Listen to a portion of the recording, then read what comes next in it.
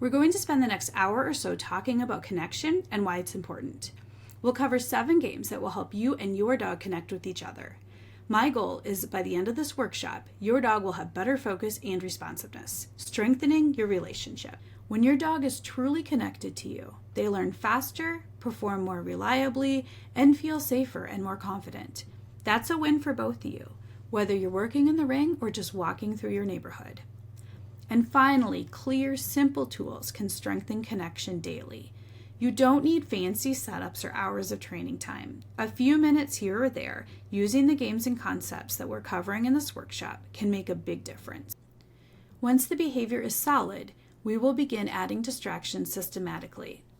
This means gradually and intentionally, not all at once. We're helping the dog succeed by slowly layering challenges as their understanding grows. If your dog is struggling, ask yourself a key question.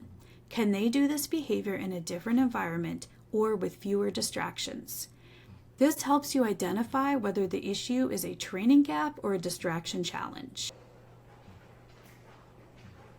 Good girl.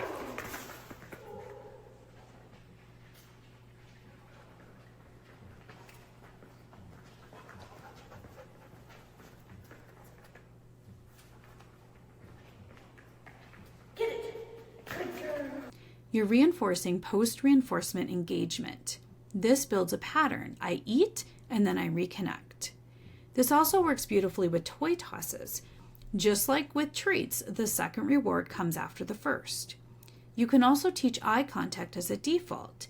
If the dog learns that eye contact gets them back in the game, they'll start offering it automatically after each reinforcer.